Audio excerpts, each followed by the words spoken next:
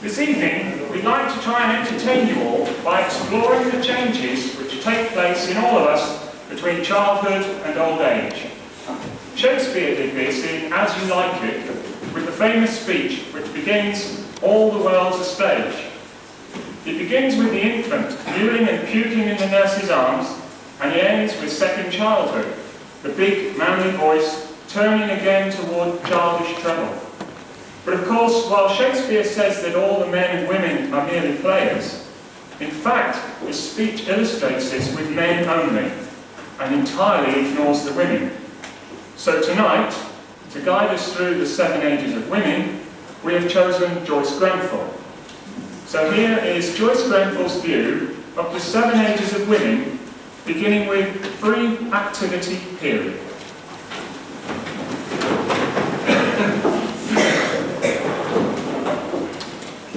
Oh, hello, Mrs. Hingle. I'm so glad you could come along. As you see, we're just having a free activity period. And in our free activity period, each little individual chooses his or her own occupation. Some are painting, some are using plasticine, and some work at a sand table. We feel that each little one must get to the bottom of his or herself and find out what he really wants of life. Who's making that buzzing noise? Well, stop it, please, Neville. Hazel, dear, come away from the door and get on with your plasticine. I'd love to see them so happily occupied, each one expressing his little personality. George, don't do that. Now, children, I want you all to say good morning to Mrs. Hingle. Good morning, Mrs. Hingle. No, Sydney, not goodbye. Mrs. Hingle, so we just come. I don't want her to go away yet. No, she hasn't got a funny hat on. That's her hair. I'm so sorry, Mrs. Hingle. Sometimes we are just a trifle outspoken. We try to encourage honesty, but sometimes it doesn't always. This is my friend Caroline, and Caroline is painting such a lovely red picture, aren't you, Caroline? I wonder what it is. Perhaps it's a lovely red sunset, is it? Or a big red orange? It's a picture of Mummy. For a moment I thought it was a big red orange, but now you tell me I can see it is a picture of Mummy. Aren't you going to give her a nose? No nose. So interesting the way they see things. Sydney, don't blow at Edgar, please.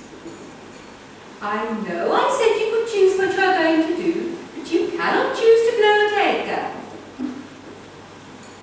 Because it isn't a good idea. Yes, I know it makes his hair go up and down, but I don't want you to do it. Now get back to the sand table. There's a good boy. Yes, there is room, soon there's heaps of room. Just move up a bit. Susan! We never bite our friends. Say you're sorry to Sydney. You needn't kiss him. No, you needn't hug him, Susan. Put him down. No fisticuffs, please. She hasn't made any teeth marks, has she, Sydney? Well then, don't fuss. Sometimes our little egos are on the big side, I'm afraid. Hazel, dear, I don't want to have to say it again. Come away from the door. Why can't you? Well, you shouldn't have put your finger in the keyhole. Then it couldn't have got stuck. Children, there's no need for everyone to come and have a look just because poor Hazel's caught her finger in the keyhole. Shut your work, please. No, Sydney, I don't think it's stuck in there forever and ever. Oh, I don't for 1 minute think we'll have to get the fire brigade to come and take the door down and set her free.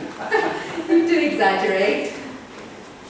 Well, if we haven't got her finger out by dinner time, she'll have to have it here. And her tea, and her supper, and stay the night.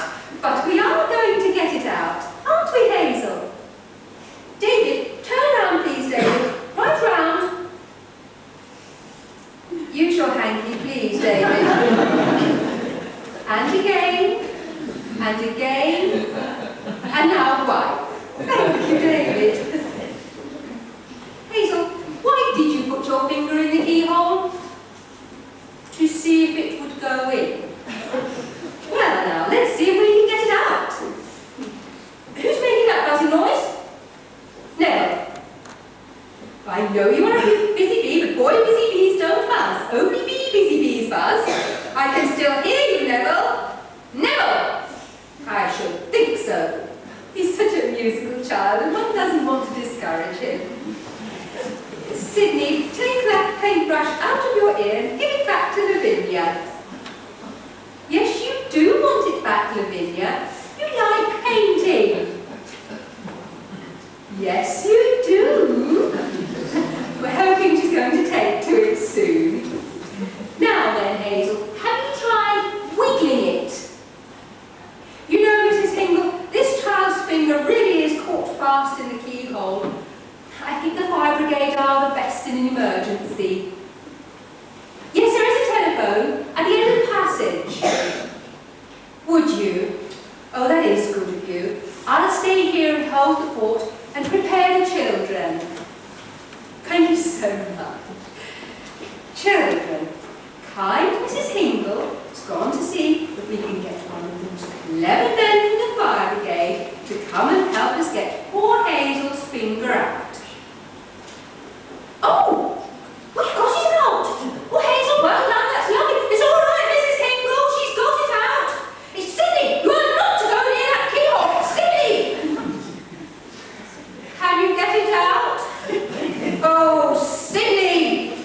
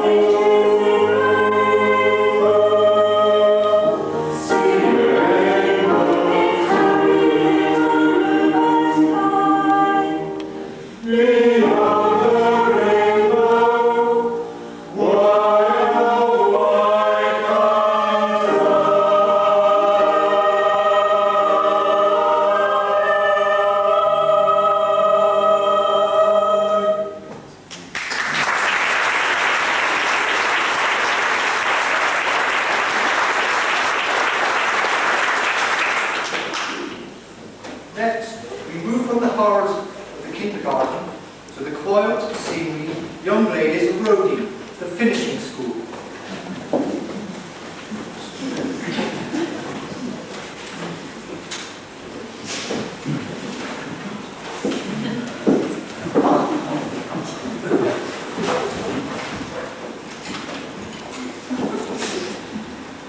I don't understand, Ethel.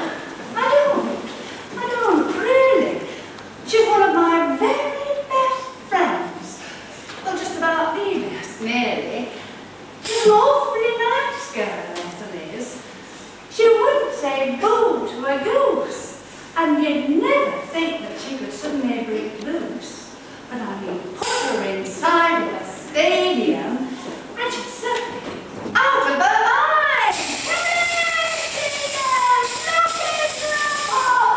Ice hockey, football, or what? Standing purple, kill the perishing lot! Oh, says Ethel! Oh, Ethel! And I die of shame.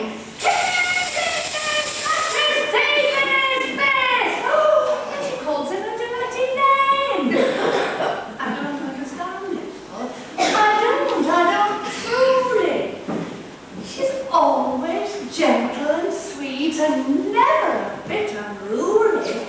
She's an awfully shy girl, Ethel is, and she wouldn't say boo to a goose, and you wouldn't think that she ever could break loose. Put her inside of a stadium and her face goes a terrible use.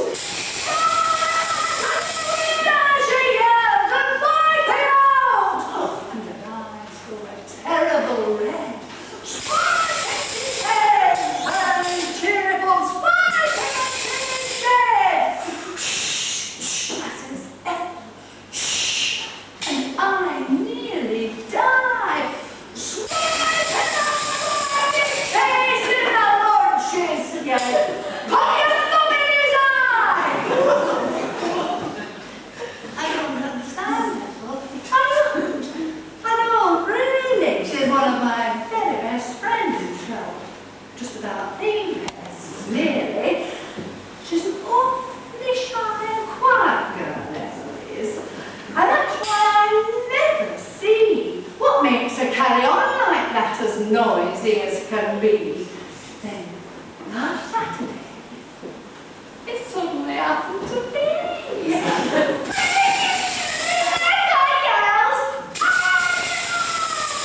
Well, Ethel was startled at that. Feeling lovely. I'm a dilly snap. Ooh, Ethel. Ooh, and I did feel queer. And then she grinned and we both of us yelled, "Bite a bit out of his ear!"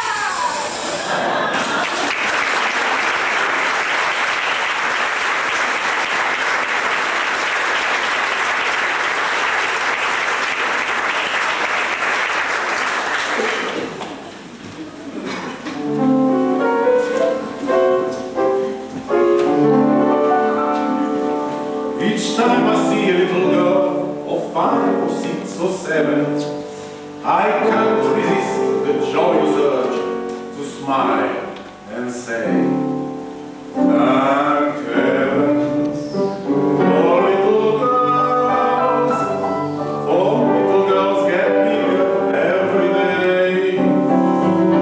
Thank heaven for little girls, they grow up in the most delightful way. Those little eyes, so helpless and unmeaning, one day will flash and send you crash to the ceiling.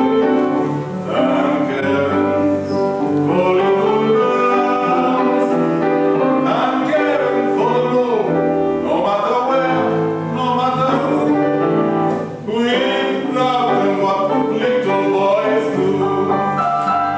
Thank heaven for little girls, for little girls get bigger every day. Thank heaven for little girls, they grow up in the most delightful way.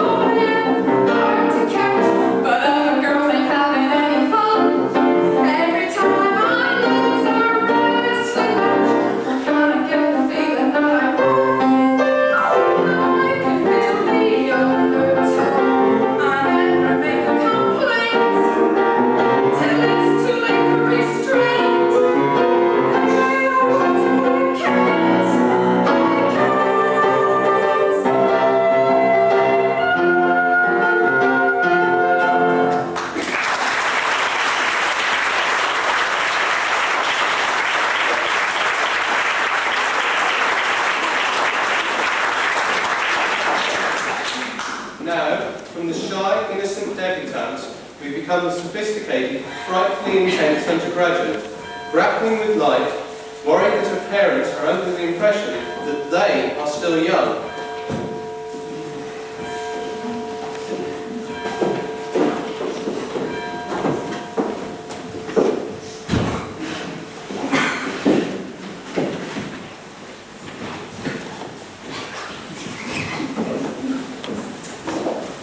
Oh, Mummy, you don't understand. I've been thinking an awful lot about you and Daddy now that you're both so old. Well, you're 40. Well, 38 then. Anyway, quite old. And you don't understand life anymore. You see, Mummy, you married Daddy when you were frightfully young. And you've been perfectly happy ever since. So no wonder you don't understand, because you've never suffered. I think it's rather pathetic, really.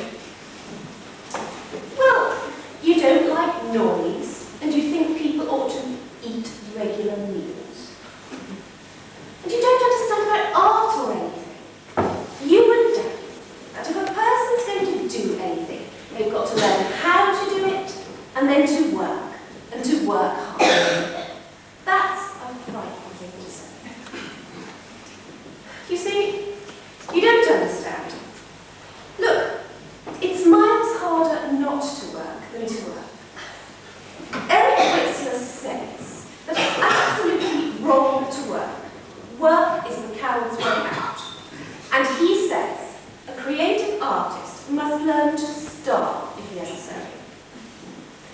No, he's the one that finished the cheese at supper on Sunday.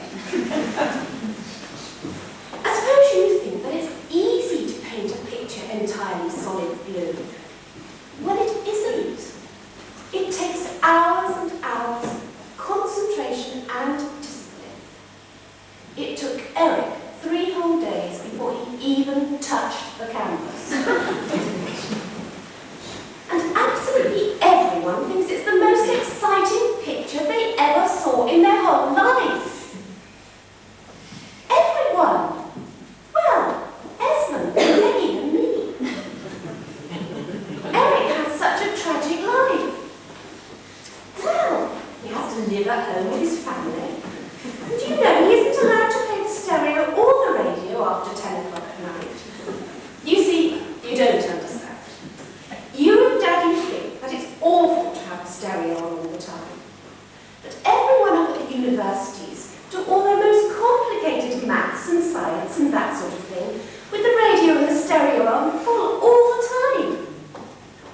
Because it's the only way to concentrate. And another thing. You think it's awful when I lie on the sofa and telephone someone for an hour. But Mummy, it's normal. I don't know how to say this without hurting your feelings, but you know last Saturday at Uncle Jim's, well, you know, the way we all played tennis. Well, I don't think you and Daddy ought to have beaten people so much younger than yourself. George Pasty and Ellen and you are supposed to be frightfully good.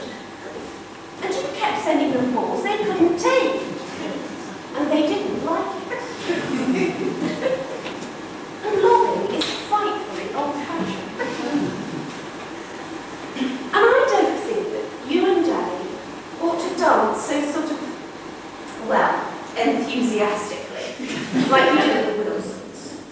I mean, everyone was staring at you. You looked as if you were enjoying it. Well, you ought not to.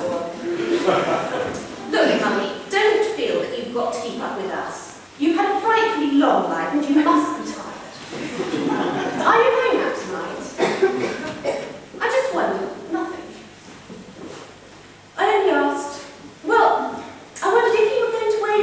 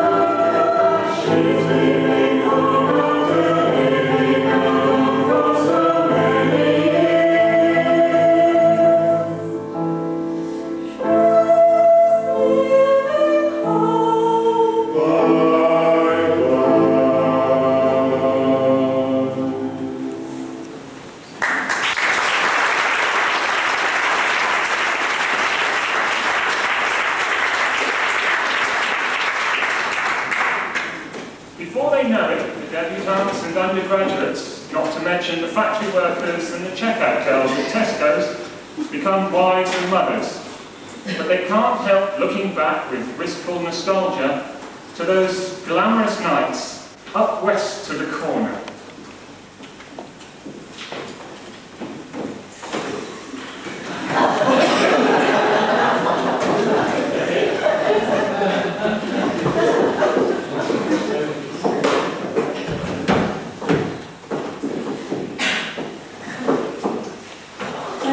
Young, years ago, the Yanks and the Canadians was here.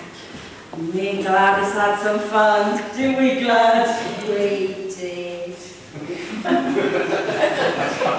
Saturday nights at Rainbow Corner, me and Glad would go up west, through the blackout in the winter, dressed up in our best. We had some fun, didn't we, Glad? We did. Hiya, babe, and hey, good looking. Come to Papa, say what's cooking. Hank and Joe and Red and Slim, standing on the corner there, chewing. Hiya, gorgeous, how am I doing? Wasn't it lovely, Glad? Just to think of it makes you sad. Oh, wasn't it lovely, Glad? Lovely times at Rainbow Corner, all that food and warmth and lights and bubble gum and Coca-Cola, oh, and all that dancing through the night. Wasn't it lovely, Glad?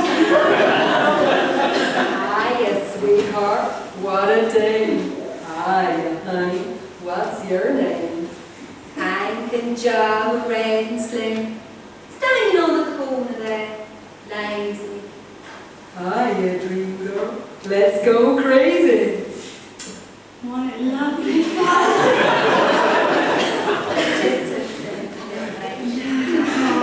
it lovely, Glad? Now we're married girls, it's nice to think back to the days gone by. We had lovely outings there, didn't we, May? Great, we did. We worked in the factory then. Hard, it wasn't fast. But then, we used to get away. We let ourselves go gay, because we was rich on all that pay. It's nice to dream of the past. Oh, wasn't it lovely? Saturday nights at Rainbow Corner, me and May had her hair done swank, soft and silky on our shoulders, set the dancing with me Hank. Wasn't it lovely? Hiya, baby, hey, good looking, come to Papa, say what's cooking. Hank and Joe and Red and Slim, leaning on the corner there, winking. Hiya, gorgeous, let's get stinking. Wasn't it lovely? Just to think of it makes you sad. Wasn't it lovely, Glad?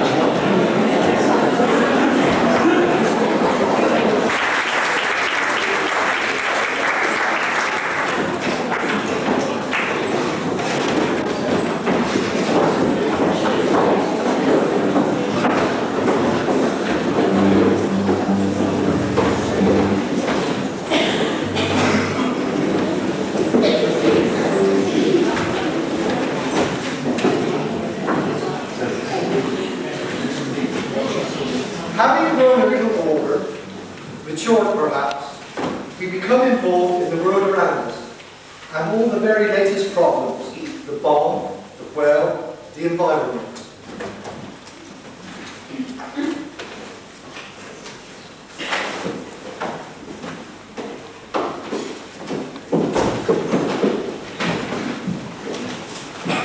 Lily, darling, how divine to see you.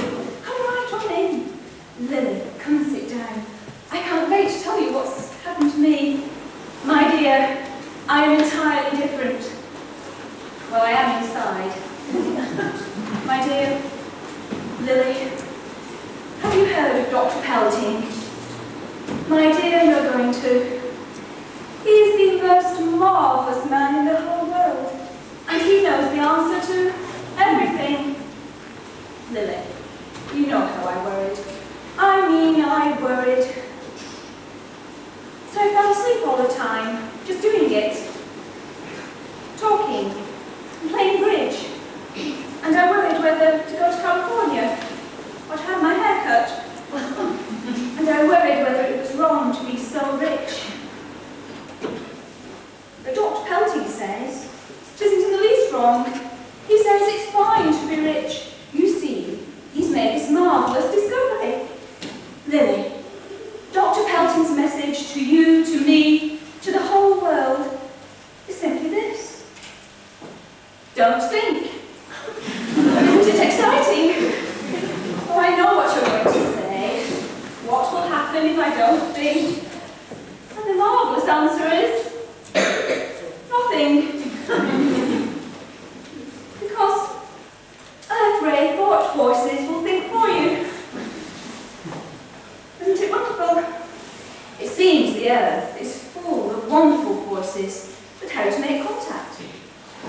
Lily, why do we touch the Earth most closely? Exactly, our feet. And what we get through our feet are Earth-ray thought forces. I laid in my tennis. I'd had my face done, so I thought I might as well use it. And I put on a new little black dress I got from Emmanuel's, and some divine perfume called Joy. And honestly, I didn't think I was too unattractive.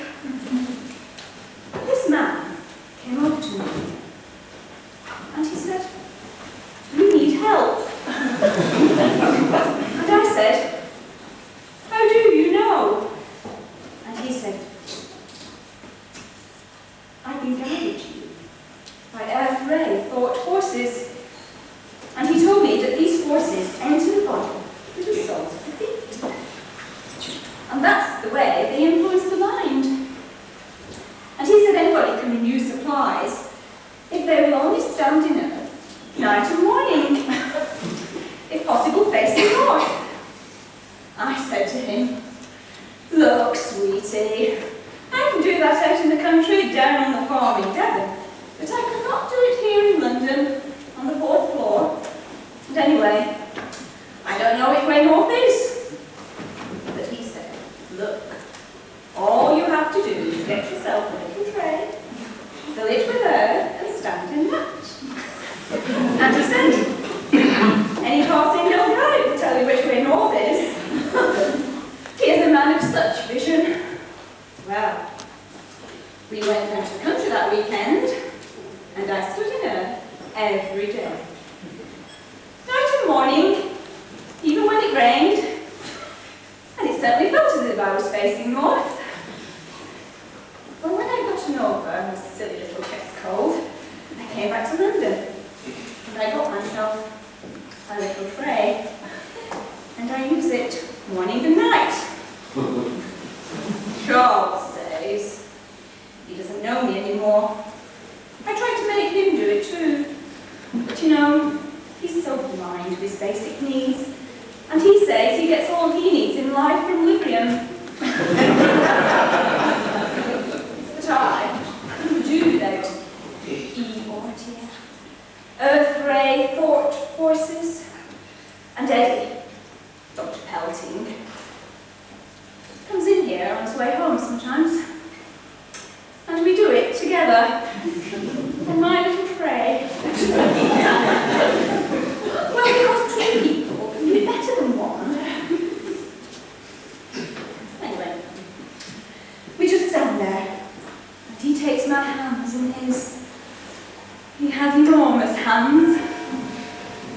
say together, from you to me, from me to you, whatever thread forward course pass, and benefit us both, and take complete control.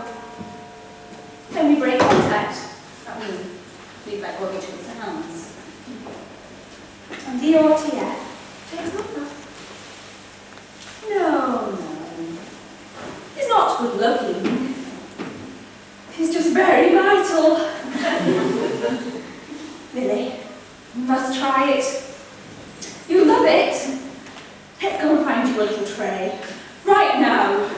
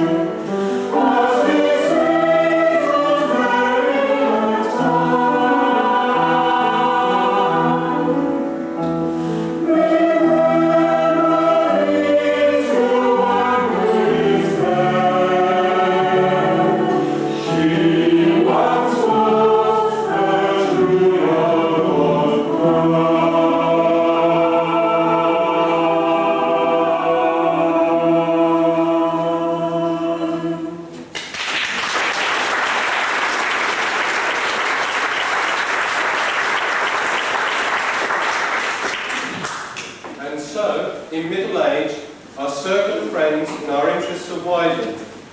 We begin to join clubs, societies and institutions, and if we're not very careful, we end up on committees.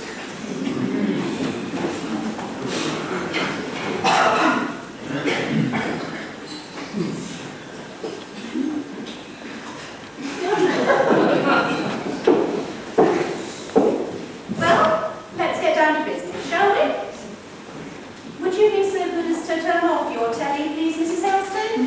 Thank you. That's better. It's very good of you to let us use your front room. I think we're all assembled.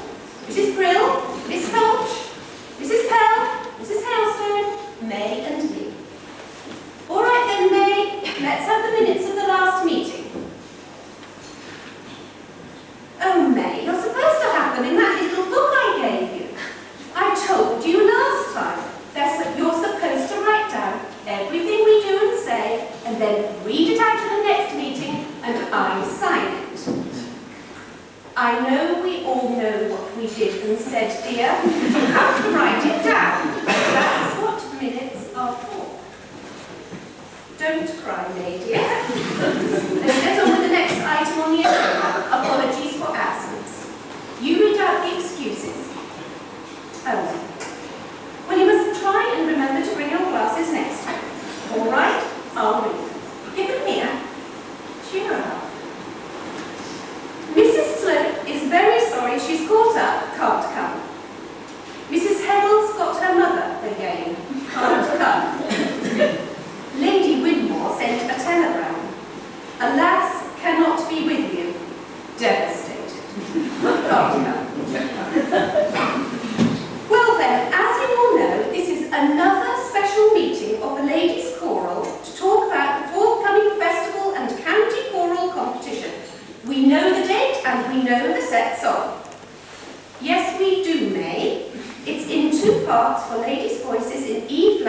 My bosom is a nest. But of course, what we are really here for tonight is this very important question of voices in the choir. Now, we don't want any unpleasantness. Friendly is what we are, and friendly is how we are going to go on. But it is no good beating about the bush. We all know there is one voice among the altos that did not ought to be there. And I think we all know to what I am referring. Now, don't think that I don't like Mrs. Conlin, because I do. Yes, she is a very nice woman. Look at how nice she is with her little car, giving us all lifts here and there. And she's a lovely lender. Lends you her books, and her knitting patterns, recipes, anything. Lovely. Yes, she's a regular churchgoer and a most generous donator to the fund. But she has just this one fault. She does not blend. May dear, would you be so good as to slip out and see if I left the lamp turned off on my person? I don't want to waste the battery, and I can't remember if I did it. Thank you. Ladies, I didn't like to say anything in front of May, but I must remind you that Mrs. Codlin's voice is worse than ever May's voice. And you know what happened the last time we let May sing in the competition? We were disqualified. So you see, it is very important and very serious. Oh, thank you, May, dear. Had I? I'm a big silly, aren't I? You see, it isn't as if Mrs. Codlin had a voice you could ignore. I mean, you can't drown her out. They can hear it all down the road, over the sopranos, yes, over your piano, Mrs. Pell, over everything. You know, I was stood next to her at practice last week when we did The Wild Brown Bee Is My Lover. When we'd finished, I said to her, very tactfully, I said, thinking she might take the hint, I wonder who it is that stands out so among the altos. And she said she hadn't noticed. Hadn't noticed? Mrs. Brill was on her other side, and she said to me afterwards, didn't you, Mrs. Brill? She said the vibrations were so considerable, they made her chest hum. No, I know she doesn't do it on purpose.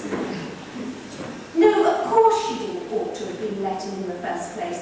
It's ridiculous. It makes a nonsense of music. But the thing is, it was her idea, wasn't it? She founded the choir.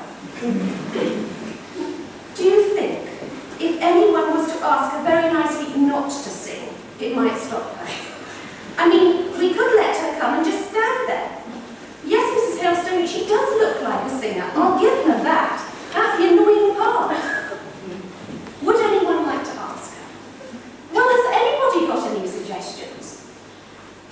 No, May, not anonymous letters. They are May, I wonder, May, one of your jobs as secretary is watching the handbags and the coats at the competitions, isn't it? I mean, you have to stay in the cloakroom all during the competitions, don't you? I thought so. Now, don't think we don't appreciate you as secretary. We do, dear, don't we, ladies? But would you like to resign? Just say yes now and I'll explain later. Lovely.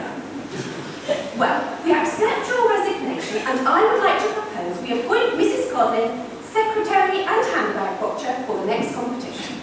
There, that's passed unanimously. Lovely. I know it's not in order, Mrs. Kell, but we haven't any minutes to prove it. May didn't have a pencil, did you, May?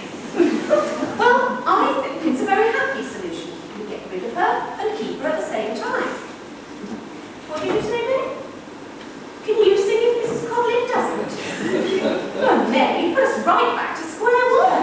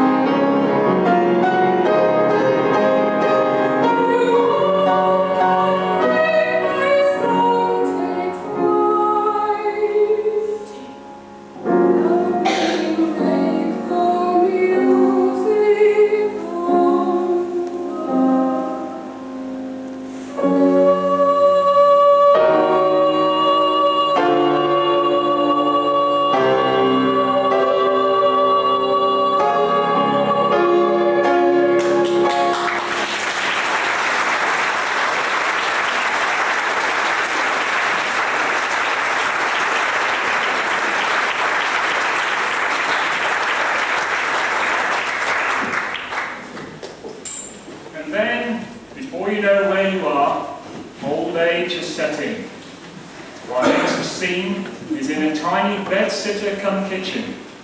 Meals on wheels, but no tea.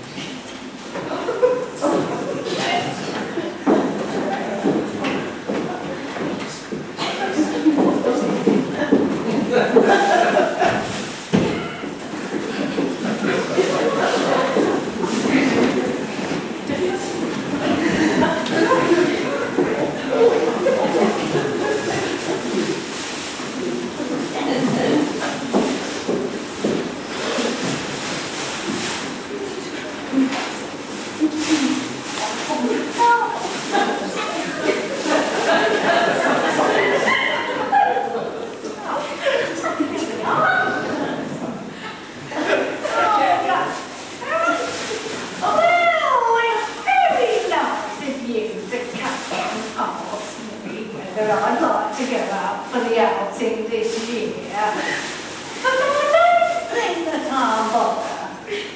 No. Oh, no, I've been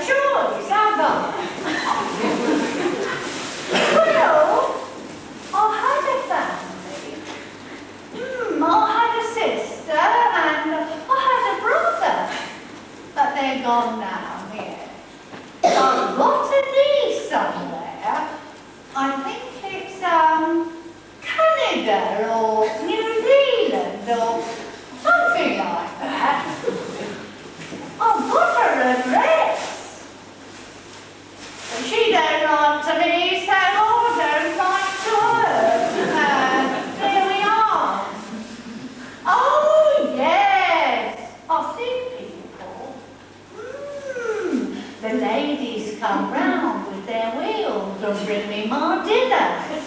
It's lovely. It's very nice when it's hot. Oh, what a lovely old. Oh, oh, she's lovely. She gets the bed right out in the middle of the floor and she sweeps up all the fluff. I've got an awful lot of fluff under my bed. She says to me, "You've got a lot of fluff under your bed this week." Oh, we have a good laugh. She's got a very nice hubby. Oh, he's lovely women. Lovely. He's very handy. He's just done up their living room and he's got some wallpaper over and so he's brought it here and he's put it up on that wall there. I like all those little pagodas. They're lovely, aren't they? If you look at them for long enough, you can see faces there. Oh! On the telly!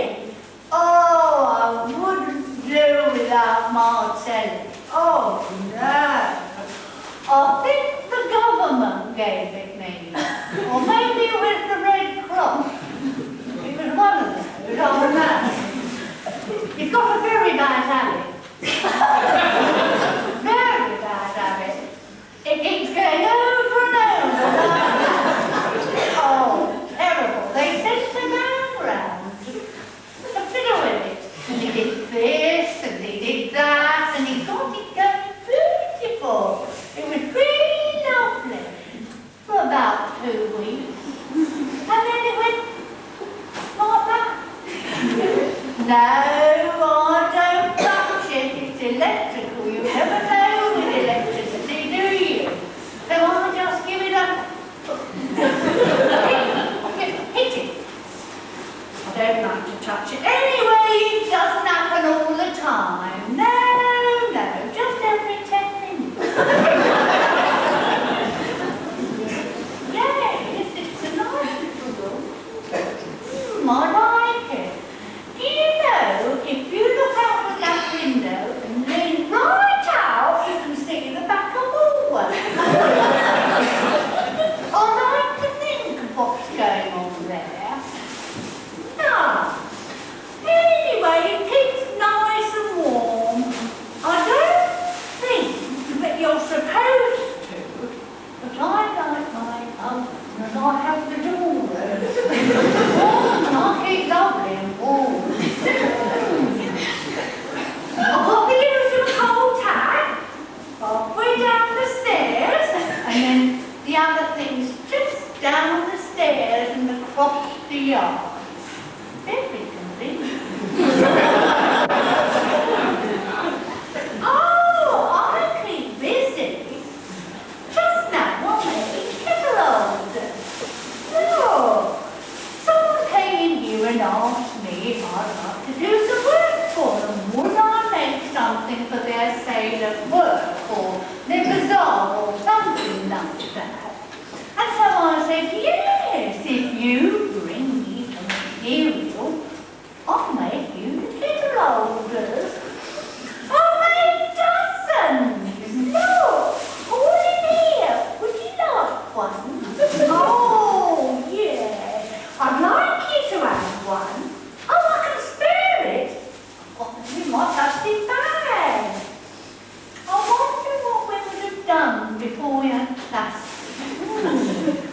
Anyway, I've got a special one here. Look, I'd like to have it. It's got a rose on it. There. Come on. Here we are. Isn't it pretty? Oh, lovely. Now, come on, you have it. I love having a little kettle holder. I think it's so cheerful. You come into the kitchen and there it is. Well, it's ever so good of you to come round and ask me to go to the outing. But I don't think I'll bother. Well, I mean, the scene's the same wherever you